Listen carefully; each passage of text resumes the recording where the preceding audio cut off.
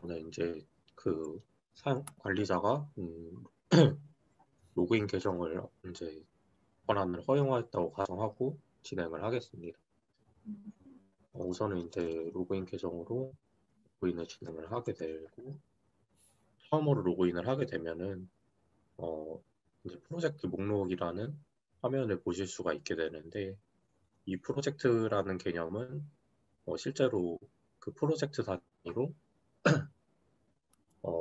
사용자의 권한이나 아니면 이제 실제로 알고리즘이나 학습 모델들이 프로젝트 단위로 관리가 되기 때문에 처음에 이제 접속을 하시게 되면은 푸블릭 프로젝트라는 어떤 계정이든 접근을 할 수 있는 프로젝트들을 확인하실 수가 있게 됩니다. 만약에 이제 이 어떤 계정으로도 접근을 할 수 있는 프로젝트로 실제로 플랫폼을 사용을 하고 싶지 않으면 새 프로젝트 버튼을 눌러 이제 새로운 프로젝트를 생성을 해주시면 됩니다. 새로운 프로젝트를 생성하실 때 주의하실 점은 이제 프라이베이트랑 푸블릭이라는 공개 범위가 존재를 하게 되는데, 프라이베이트는 이제 모든 사용자에게 프로젝트 권한을 이제 부여를 해야만 그 사용자가 프로젝트에 접속을 할 수가 있습니다. 그리고 푸블릭 프로젝트는 앞서 말씀드린 것처럼 모든 사용자가 이제 프로젝트에 접근을 할 수 있기 때문에 이 부분을 주의해 주시고 프로젝트를 생성해 주시면 될 것 같습니다.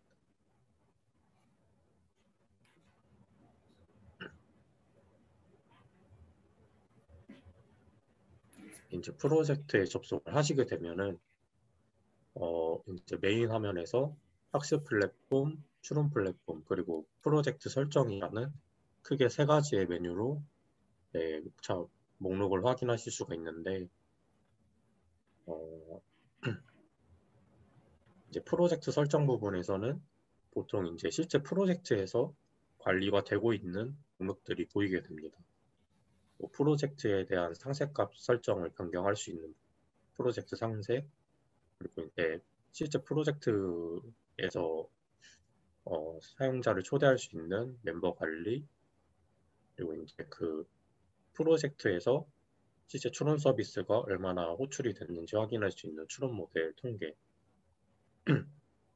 그리고 이제 저희 플랫폼에서는 여러 가지의 실행 환경을 이제 독립적으로 다 관리를 하기 때문에 실제 그 학습 모델이나 서비스에 대한 실행 환경을 생성하고 삭제하고 관리가 될 수 있습니다. 그리고 그 실행 환경을 통해서 실제 데이터를 전처리할 수 있는 전처리 모듈이라는 소스를 관리를 할 수 있고, 그리고 이제 학습 모델을 생성하는 학습 알고리즘 소스도 이제 학습 알고리즘 관리라는 메뉴에서 관리를 할 수 있습니다. 그래서 이제 실제 그 플랫폼 사용자가 처음에 이제 접속을 하시게 되면은 일단 가장 기본으로 해야 되는 부분이 실행 환경 관리에서 실행 환경을 등록을 해주셔야 됩니다. 보통 이제 AI 모델 같은 경우는 파이썬이라는 언어를 이용해서 가장 개발을 많이 하고 있고, 저희도 그 부분에 맞춰서 현재는 이제 파이썬이라는 언어를 이용해서 실행 환경을 관리를 할 수 있게 구성이 되어 있습니다.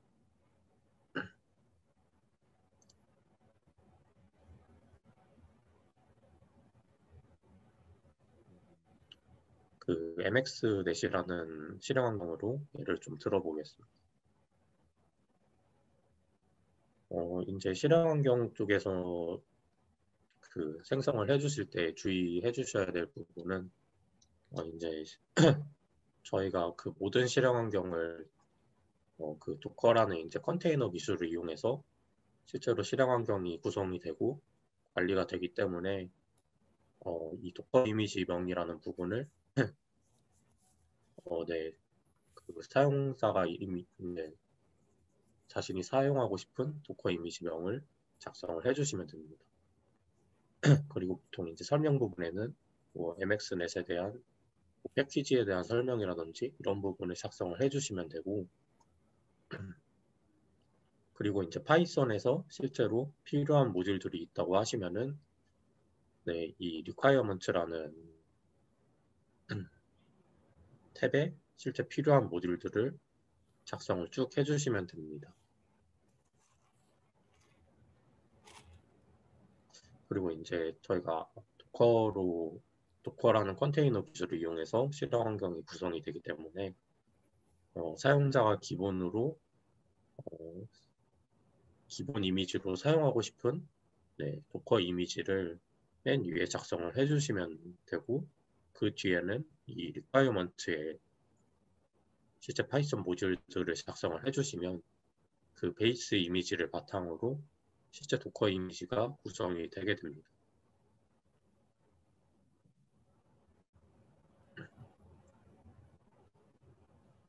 그 실행 환경을 작성하신 뒤에 이제 실행 환경 배포 버튼을 눌러주시고 실제로 배포를 진행해 주시고 환경 구성을 진행해 주시면 됩니다.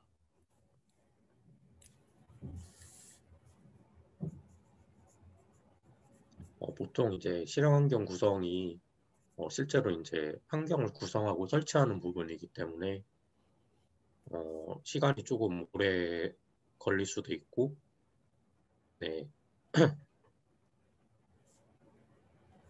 그 시간이 오래 걸리고 이제 실제로 실행 환경 구성이 잘 구성이 되었다는 부분은 이제 이 로그 확인 버튼을 눌러주시면 실제로 그 진행하고 있는 로그가 보이기 때문에 그 부분을 이용해서 확인을 해주시면 될 것 같습니다.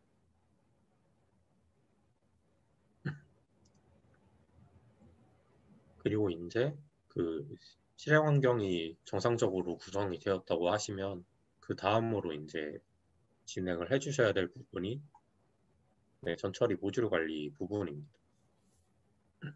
전처리 모듈 관리 쪽은 실제로 이제 데이터의 특정 전처리를 진행을 하고 싶다라고 하시면은 이 전처리 모듈 관리 쪽에 전처리 모듈을 등록을 해주셔야 됩니다. 플러스 버튼을 이용해서 실제 전처리 모듈을 등록을 해주실 수 있고, 앞서 만든 실행 환경을 이제 선택을 해주신 다음에 그리고 이제 입력 형태 같은 경우에는 실제 그 데이터셋에 대한 입력 입력값 형태를 선택을 하게 됩니다.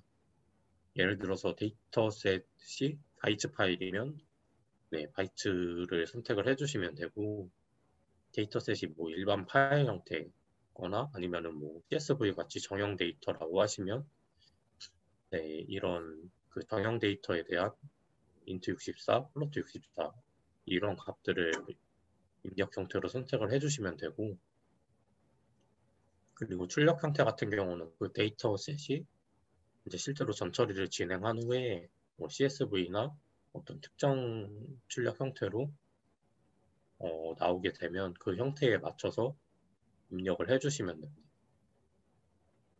그리고 이제 파라미터 같은 경우는 이 전처리 모듈에서 사용자가 파라미터 값을 설정을 해서 쉽게 이제 그 파라미터를 사용할 수 있게 지원을 해드리고 있는 기능입니다. 예를 들어서 이미지 x라는 파라미터 값을 이제 생성을 해주시고 이 밸류 값을 1로 설정을 해주시면 이 파라미터를 이용해서 이 실제 소스 코드에서 이제 파라미터를 불러와서 실제로 쉽게 사용을 하실 수가 있습니다.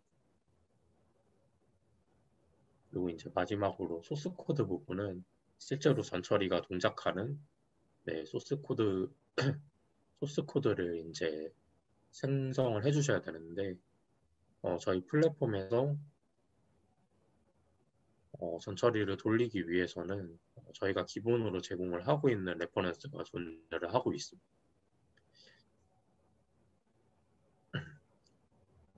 이제 그 실제로 학습용 전철이라고 해서 학습이 진행되기 전 데이터를 가공할 수 있는 학습용 전처리 부분은 이 프로세스 포 트레인이라는 함수 쪽에서 네, 그 소스 코드를 작성을 해주시면 되고 이 레퍼런스에 대한 부분은 저희가 그 따로 모듈 탑재 가이드라고 해서 실제 가이드 문서가 존재를 하고 있습니다. 그래서 그 모듈 탑재 가이드 쪽에 조금 상세하게 사용법이나 어, 작성법을 공유를 해드리고 있어서 그 모듈 탑재 가이드를 좀 확인을 해주시면 좋을 것 같습니다. 그리고 이제 마지막으로 그 모듈 탑재 가이드를 확인을 해주시고 실제로 전처리할 소스를 작성을 해주신 뒤에 실제 메인 소스, 실제 실행을 할 소스를 선택을 해주시고 그 전처리 모듈을 저장을 해주시면 네, 실제로 그 이제 전처리 모듈이 생성이 되게 됩니다.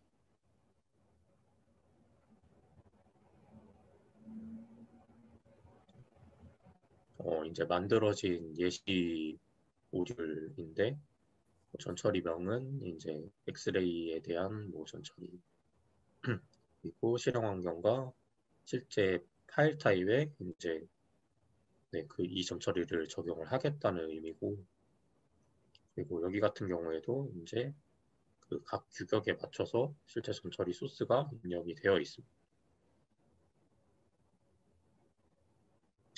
그리고 이제 전처리 모듈을 생성을 해주셨으면 그 다음에 실제로 학습 모델을 생성할 수 있는 학습 알고리즘을 등록을 해주셔야 됩니다.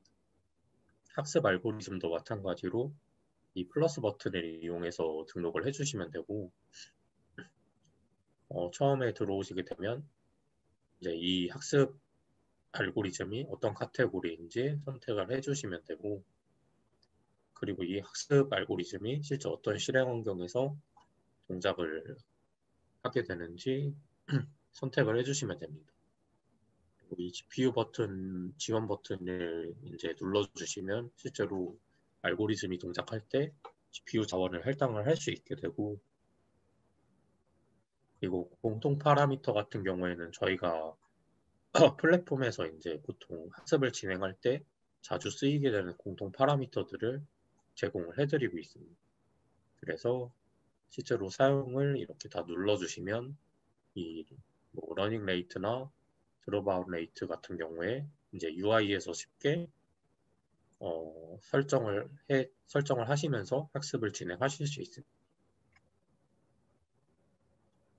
그리고 이제 모델 파라미터 같은 경우는 그 학습 알고리즘 소스에서 파라미터를 설정해서 쉽게 파라미터의 값을 사용할 수 있게 기능을 지원을 해드리고 있습니다.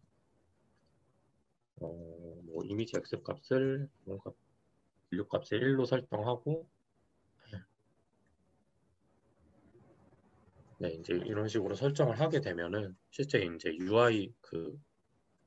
실제 그 알고리즘이 동작을 할 때 이 파라미터 값을 가져와서 사용을 하실 수가 있습니다. 그리고 이제 시각화 설정 부분은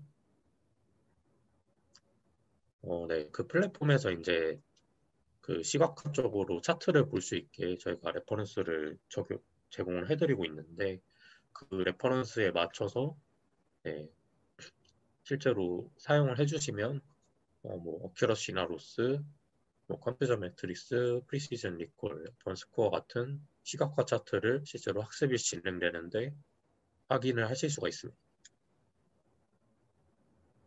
그리고 이제 마찬가지로 마지막으로 소스 코드를 이제 입력을 해주시면 되는데 그 전처리 모듈과 마찬가지로 이 소스 코드에서 저희가 기본적으로 제공을 해드리고 있는 레퍼런스가 존재를 하고 있습니다. 이 부분도 마찬가지로 알고리즘 탑재 가이드를 제공을 해드리고 있어서 그 가이드에서 조금 더 상세하게 확인을 하실 수가 있고 이제 그 레퍼런스에 맞춰서 꼭 구성을 해주셔야지 실제로 실행이 되기 때문에 네, 이 부분은 좀 기본으로 저희가 이 제공해드리고 있는 런점 PY나 모듈 탑재 가이드를 한번 확인해 주시고 등록을 진행해 주시면 됩니다.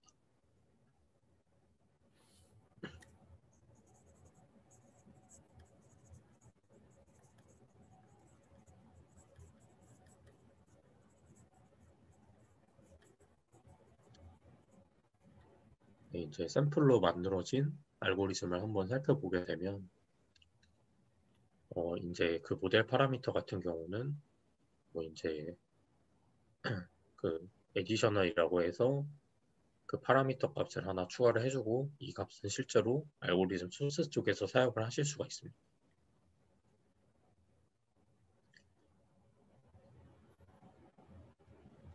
그리고 이제 그 저희가 제공해드리고 있는 뭐 트레인 그리고 뭐 인리 서비스, 인퍼런스 이 레퍼런스에 맞춰서 알고리즘 소스를 등록을 해주시면 되고 이 알고리즘을 이제 그 작성을 해주시거나 업로드를 해주실 때 네, 이 파일 업로드 기능을 이용해서 뭐 업로드를 해주시면 좀 쉽게 업로드를 해주실 수 있을 것 같습니다.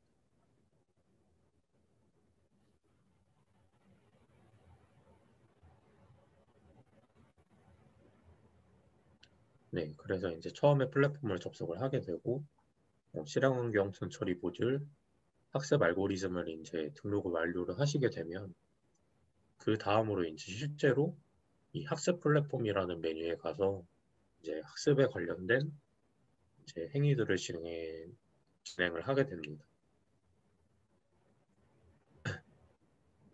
순서는 이 메뉴 목차 순서대로 그대로 진행을 해주시면 되고 이 데이터셋 관리 쪽에서 네, 데이터셋 등록 화면을 들어오게 되면 처음에 이제 이 데이터 저장소를 선택을 해주시게 되고 이 데이터 저장소는 뭐 데이터베이스, 뭐 HDFS, 뭐 파일 그룹 저장소가 존재를 하고 있는데 보통은 이제 파일 그룹 저장소를 가장 일반적으로 사용을 하고 있습니다.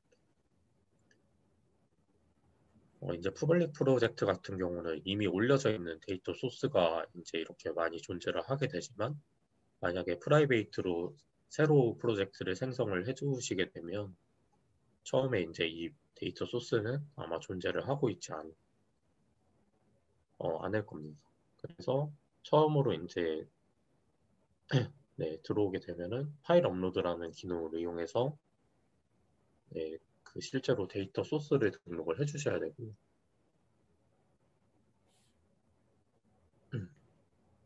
예를 들어서 뭐 아이리스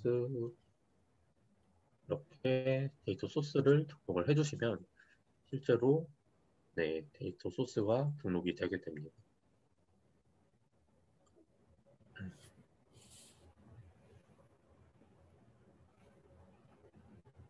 그리고 이제 데이터 소스를 선택을 하신 뒤에 데이터 분석 버튼을 눌러주시고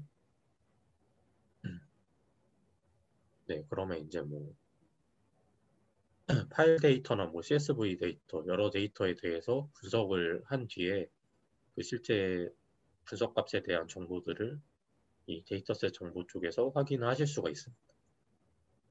그런 뒤에 이제 실제 그 분석된 뒤에 데이터셋을 저장을 해주시면 되고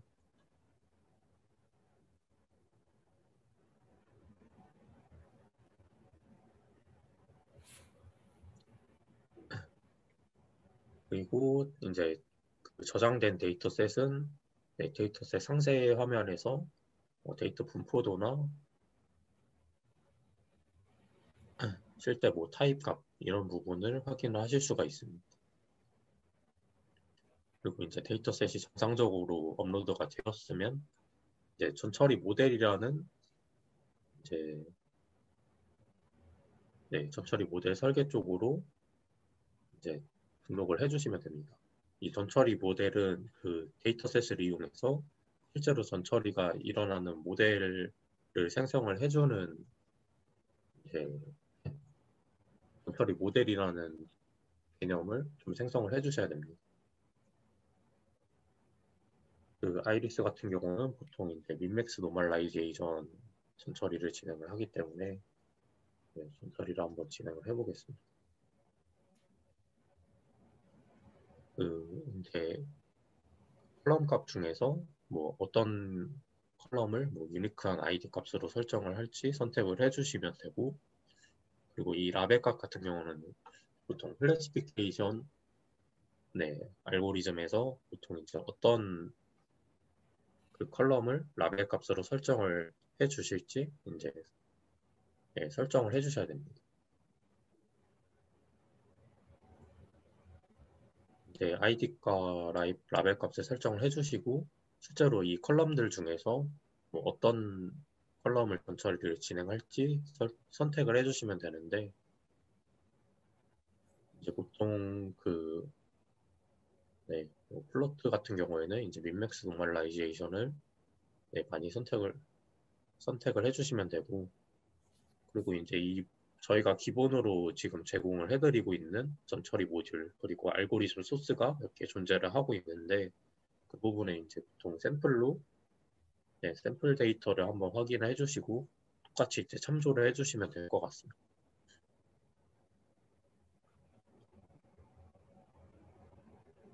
그리고 이제 실제 라벨 값은 보통 이제 오디널 전처리를 이용을 해주시고, 이렇게 전처리 모델을 생성해 주신 뒤에 저장 버튼을 눌러주시면 실제로 모델이 생성이 됩니다.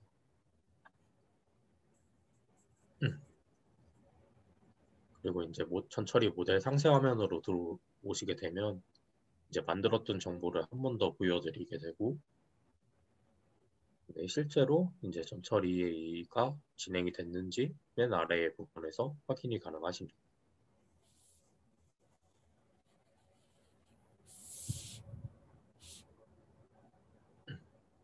이제 실행 버튼을 누르시고 실제로 전처리가 이제 시작이 되면 이렇게 상태 값을 확인하실 수가 있게 되고, 그리고 이 실제 전처리가 일어난 행위에 대한 부분은 상세 화면 상세 버튼을 눌러주신 뒤에 이 로그 보기를 클릭하시면 실제로 전처리가 어떻게 진행이 됐는지 확인하실 수가 있습니다. 그 사용자가 이제 임의로 좀 사용자 로고를 찍을 수도 있고, 저희가 뭐 제공해드리고 있는 정보도 확인하실 수가 있습니다. 그럼 이제 전처리가 이렇게 완료가 되었으면 이제 그 전처리 모델을 가지고 학습 모델을 생성을 하실 수가 있습니다. 그 아이리스 같은 경우는 보통 CNN 알고리즘으로 진행을 하기 때문에 저희가 기본으로 제공을 해드리고 있는 뭐 CNN이나 DNN 같은 알고리즘을 선택을 해주셔서 학습을 진행을 해보겠습니다. 이제 알고리즘은 DNN을 선택을 하고, 그리고 이제 아까 공통 파라미터를 전부 다 사용을 한다고 하였기 때문에 여기서도 이제 공통 파라미터를 실제로 선택을 해서 학습을 진행할 수가 있습니다. 뭐 러닝 레이트나 드랍아웃 레이트를 선택을 해주시고,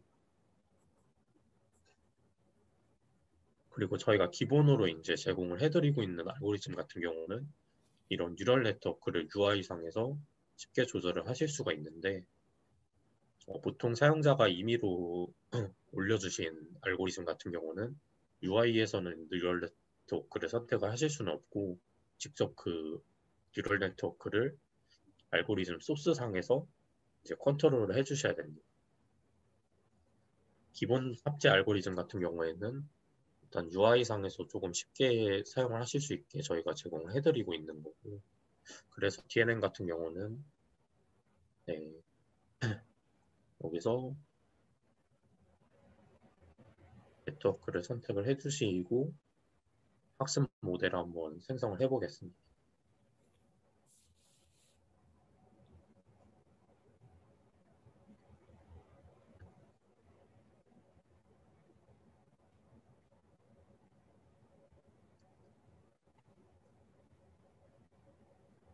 이제 학습 모델이 이렇게 생성이 되면 학습 모델 상세 화면으로 들어가서 네, 이제 이 공통 파라미터에 대한 부분은 한 번 더 설정 값을 변경을 하실 수가 있고, 그리고 그 학습 상태에 대한 부분도 네, 그 학습 진행 중에 실시간으로 확인이 가능하십니다. 그리고 마지막으로 학습 로그는 실제로 학습 행위가 일어날 때 그 로그를 실제로 확인을 하실 수가 있는데, 이 부분은 전처리와 마찬가지로 사용자가 이제 임의로 만든 로그도 확인을 하실 수가 있습니다. 그리고 이제 그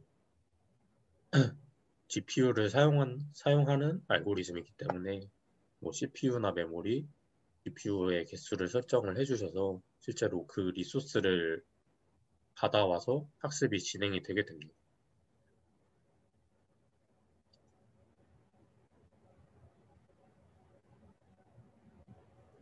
CPU 메모리, GPU를 설정하고 실행 버튼을 눌러서 학습 모델을 이제 수행을 해주시면 되고,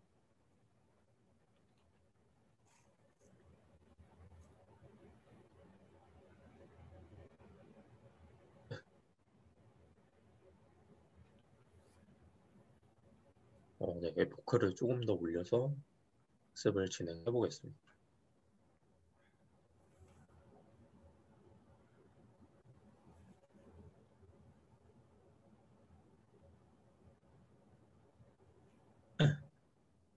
그리고 이제 학습 알고리즘에서 저희가 제공해드린 레퍼런스를 맞춰서 소스 개발을 해주시게 되면은 이런 식으로 지금 저희가 제공해드리고 있는 차트 값도 학습이 진행되면서 실시간으로 확인을 하실 수가 있습니다.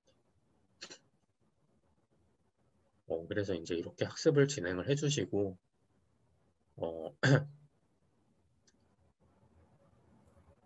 네, 학습에 대한 결과값이 좀 만족스럽다고 생각을 하시면 이 학습 모델을 실제로 서비스 형태로 배포를 하실 수가 있습니다. 그 배포는 이제 이 모델 배포라는 버튼을 이용해서 네, 실제 배포되는 서비스 모델에 대한 이름을 작성을 해주시면 되고 배포 버튼을 눌러주시면 됩니다.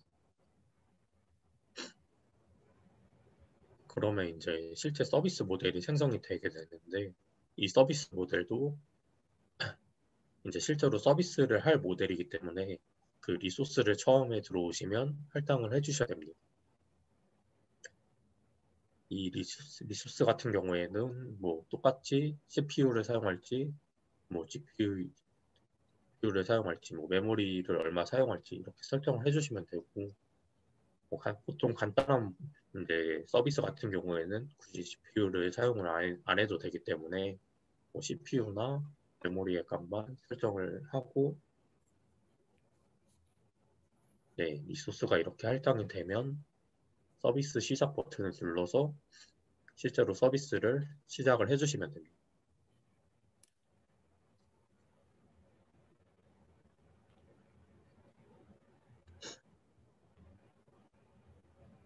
네, 이제 이렇게 서비스 시작이 되었다고 네, 메시지가 보이면 실제 서비스가 네, 운영 중으로 변경이 되게 되고 그 운영 중으로 변경된 서비스는 목록에서도 확인을 하실 수가 있습니다. 그리고 이제 그 서비스에 대해서 뭐 간단하게 웹에서 테스트를 해보고 싶다고 하시면은 네, 실제 이 추론 모델 테스트 입력 값에 테스트할 값을 네, 입력해 주시고 테스트 시작 버튼을 눌러 주시면 됩니다.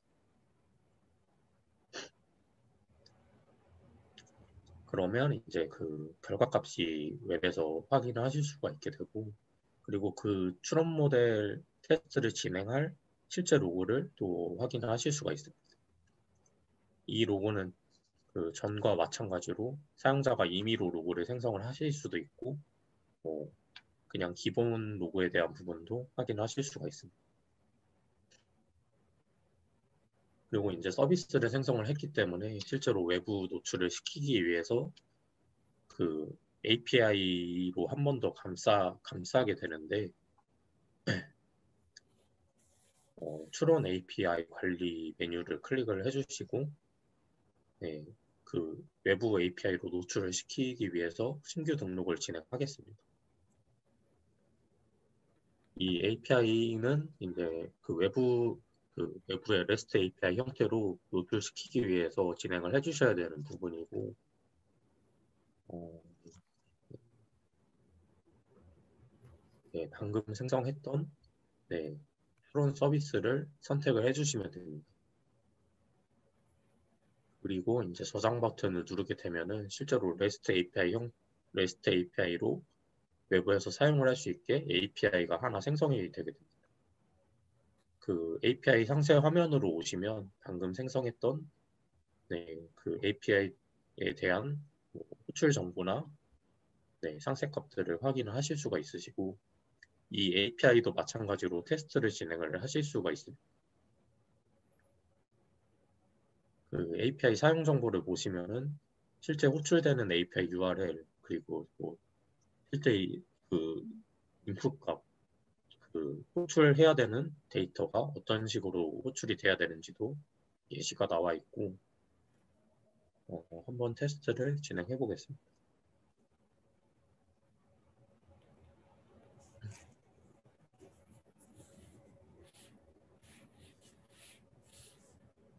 네, API도 마찬가지로 그 추론 서비스와 동일한 이제 호출 결과 값을 확인하실 수가 있고 외부에서 사용을 하시려면 꼭 API 형태로 생성을 해서 사용을 해주시면 될 것 같습니다.